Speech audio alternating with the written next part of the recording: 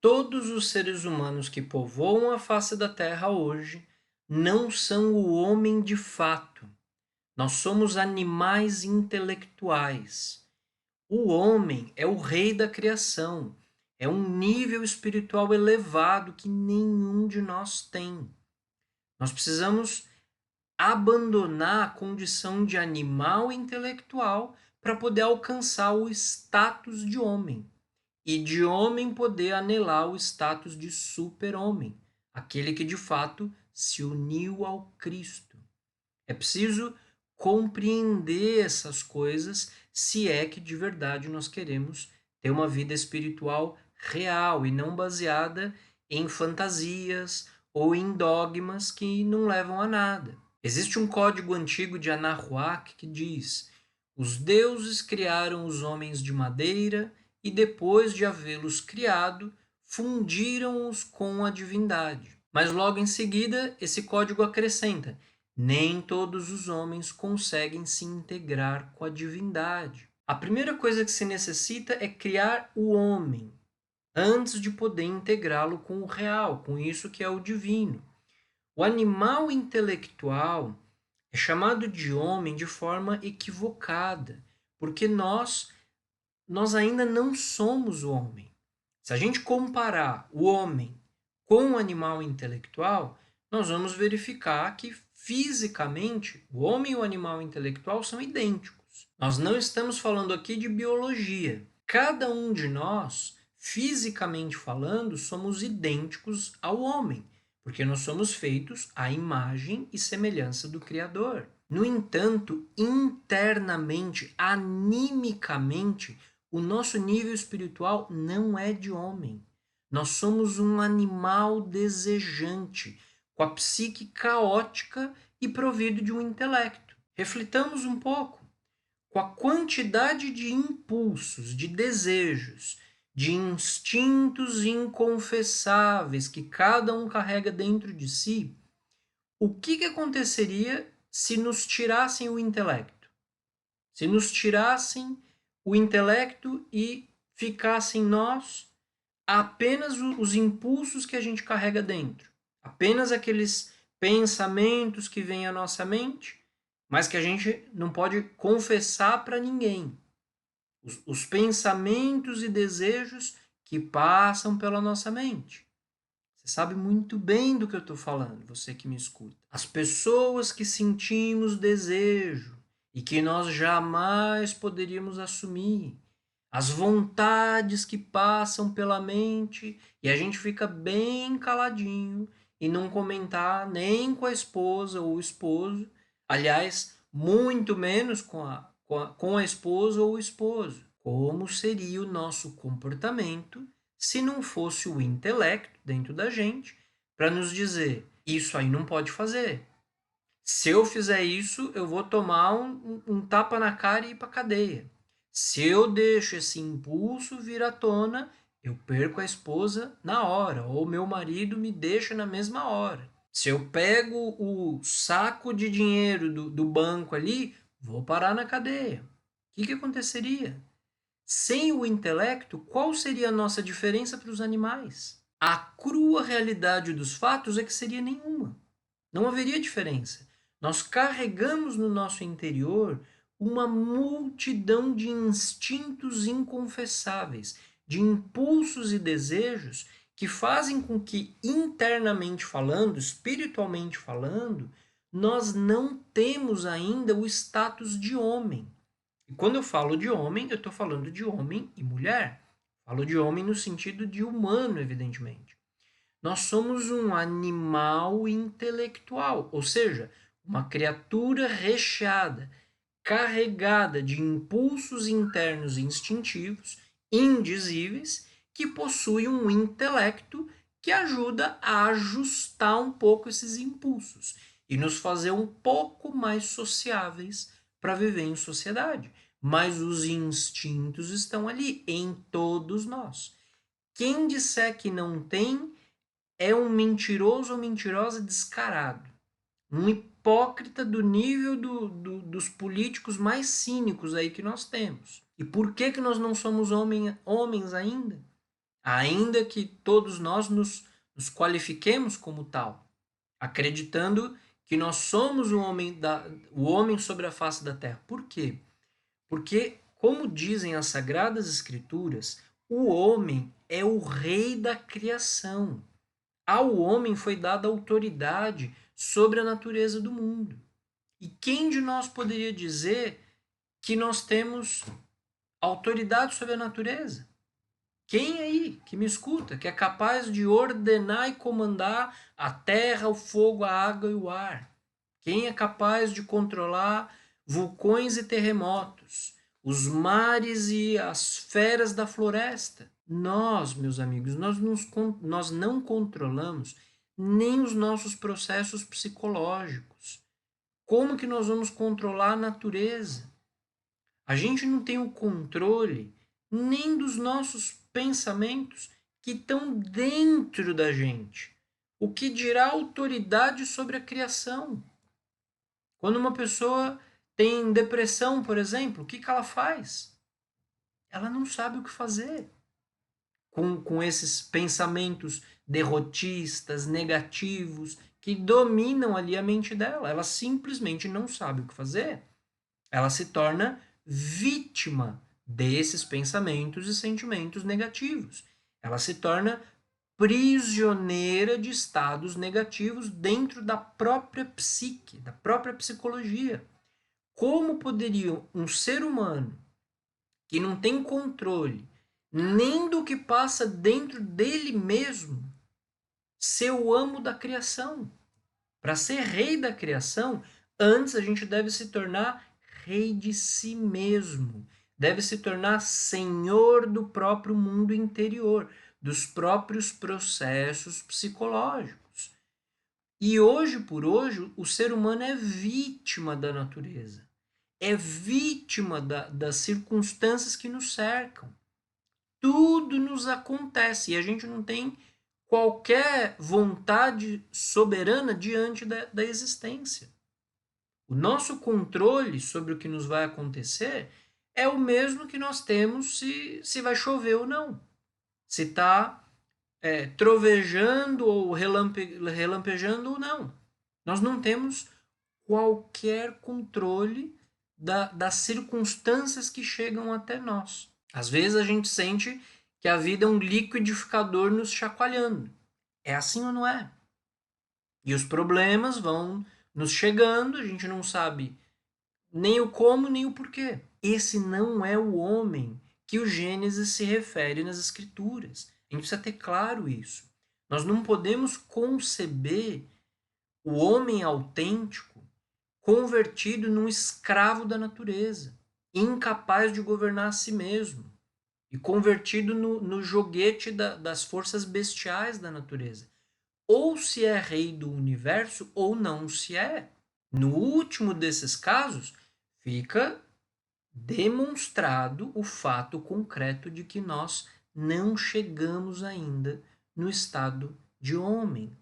O ser humano é uma criação inacabada que precisa nascer de novo.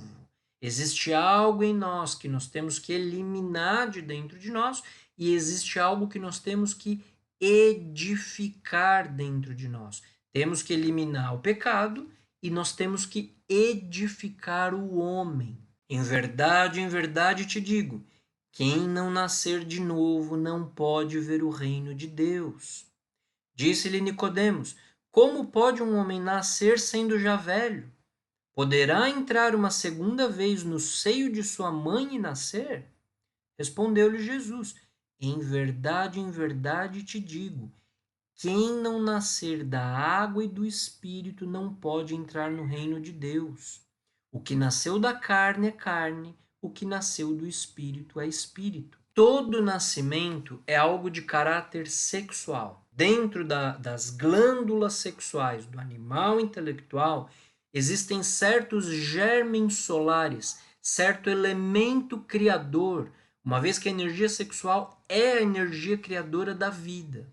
Esses germes, eles podem se desenvolver ou eles podem se perder definitivamente. O homem legítimo, ele deve trabalhar de forma intensa com o objetivo de utilizar de forma correta a energia criadora, a energia sagrada da sexualidade.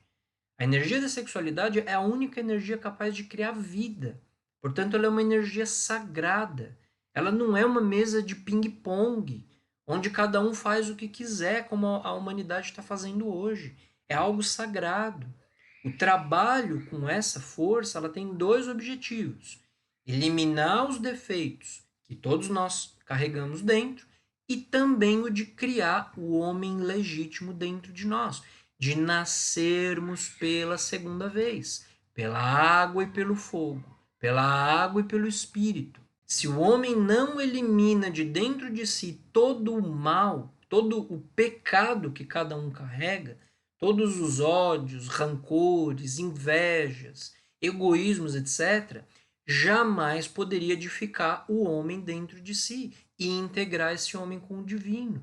Nós temos que primeiro alcançar a estatura do homem, para depois fazer com que esse homem se integre ao divino, se integre ao Cristo e se converta assim no super-homem.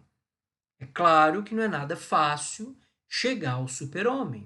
O caminho que conduz ao super-homem é um caminho que está além do bem e do mal. Os termos bem e mal, eles são muito subjetivos.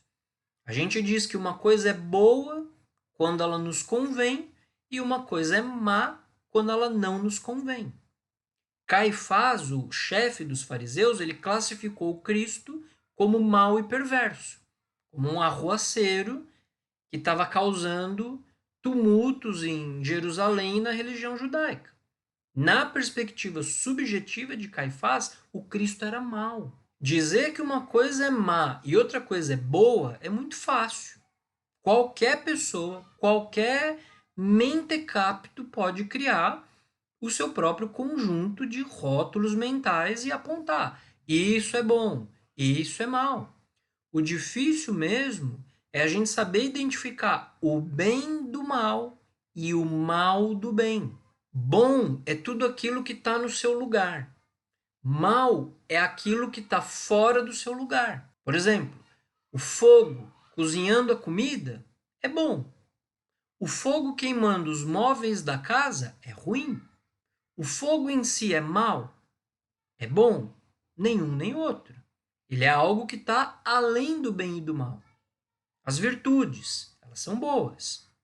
Compartilhar as nossas coisas com os outros é uma virtude. Mas o que a gente pensaria de um homem muito caridoso, muito prestativo, que emprestasse para um bandido uma arma? O que a gente pensaria de um homem muito devoto e manso que tivesse ali abençoando os bandidos enquanto os bandidos violam a mulher e as filhas dele, depois de invadir a casa dele? A virtude de amar ao próximo estaria completamente fora de lugar. E nesse caso, ela seria má.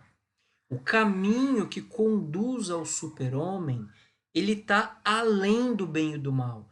O Cristo, ele não pode ser aprisionado dentro da caixinha mental que a gente considera, daquilo que a gente considera bem e daquilo que nós consideramos mal. Enquanto a gente tiver dogmas engessados sobre isso é bem, isso é mal, nós jamais vamos compreender a natureza do Cristo e o caminho que conduz ao Cristo. Entre as cadências do verso se esconde o delito. Em meio ao perfume da prece se esconde o delito. Existe muita virtude dentro do homem malvado e muita maldade dentro do homem virtuoso. O caminho que conduz ao super-homem não é composto por um conjunto de dogmas petrificados. Ele está além do bem e do mal. É a senda do fio de uma navalha, onde a gente pode se cortar pelo bem ou pelo mal. É uma senda que está cheia de perigos por dentro e por fora. O mal é perigoso, o bem também é perigoso. Porque qualquer código de moral pode nos deter na marcha até o super-homem. O apego a tais ou quais ontens na nossa vida, a tais ou quais cenas, pode inclusive nos deter no caminho para chegar até o super-homem.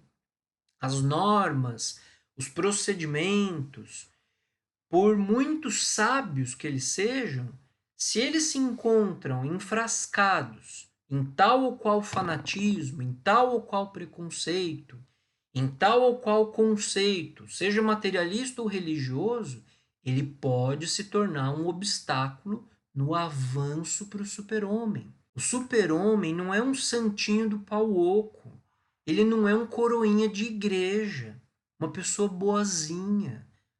O super-homem, ele conhece o bem do mal e o mal do bem. E ele empunha nas mãos a espada da justiça cósmica. Ele está além do bem e do mal. O super-homem, ele eliminou, ele liquidou dentro de si mesmo os valores bons e maus. E ele se converteu em algo que ninguém entende. Ele é o raio, é a chama do Espírito Universal de vida, brilhando no rosto de um Moisés, no rosto de Jesus. Em cada tenda do caminho, algum anacoreta oferece ali as suas dádivas ao super-homem, mas ele continua o seu caminho além das boas intenções dos anacoretas. O que as pessoas dizem e discursam dentro dos templos tem muita beleza, mas o super-homem está além dos dizeres piedosos. O super-homem é o raio, e a sua palavra é o trovão que desintegra tanto os poderes do bem como os poderes do mal. O super-homem resplandece nas trevas, mas as trevas odeiam o super-homem. As multidões classificam o super-homem como perverso pelo fato de que ele não cabe dentro dos dogmas indiscutíveis das multidões, nem dentro das frases piedosas, nem dentro da moral sã dos homens sérios. As pessoas detestam o super-homem e o crucificam entre criminosos, porque não o entendem, porque o pré-julgam, olhando sempre o super-homem através da lente psicológica daquele que se crê santo, ainda que seja malvado. O super-homem é como a centelha que cai sobre os perversos, ou como o brilho de algo que não se entende e que logo depois se perde no mistério. Como se fosse ali um relâmpago na noite. Surge de repente, brilha nas trevas por um breve momento, para logo desaparecer na escuridão, se perder no mistério da mesma forma que surgiu. O super-homem, ele não é santo e ele não é perverso, ele está além da santidade e além da perversidade, mas as pessoas o qualificam ou como santo ou como perverso. O super-homem brilha por um momento nas trevas desse mundo e logo desaparece para sempre. Dentro do super-homem resplandece de forma abrasadora o Cristo vermelho, o Cristo revolucionário, o Senhor da vida e da morte, sempre revolucionário, sempre nos convidando para a gente revolucionar nós mesmos e sempre incompreendido por todos. O Jesus Cristo que as massas adoram é uma caricatura de Jesus, é uma imagem pietista. É um ser tão bonzinho que permite que nós continuemos sendo o que somos, fazendo quantas diabruras a gente quiser, porque no final ele nos perdoa. Enquanto a gente tiver essa imagem distorcida, essa imagem que foi fabricada ao longo da história, nós jamais vamos compreender a natureza do Cristo e, por consequência, jamais nós poderemos um dia nos unir a essa força. No comentário abaixo está fixado o link com o meu livro O Simbolismo Secreto da Bíblia e também as informações para quem deseja agendar um horário, um atendimento online e individual comigo. Sou o professor Tiago Santana e você está no canal Yeshua, Cristianismo Primitivo. Nesse canal nós explicamos as origens do cristianismo, explicamos que Jesus deixou um ensinamento secreto aos apóstolos e também aos seus discípulos mais próximos. Explicamos que a Bíblia é sagrada, é a palavra do Eterno e é também um livro simbólico, um livro que está envolto numa linguagem alegórica, arquetípica. E tudo que está escrito ali tem relação com a nossa própria psicologia, com a nossa própria vida interior aqui e agora.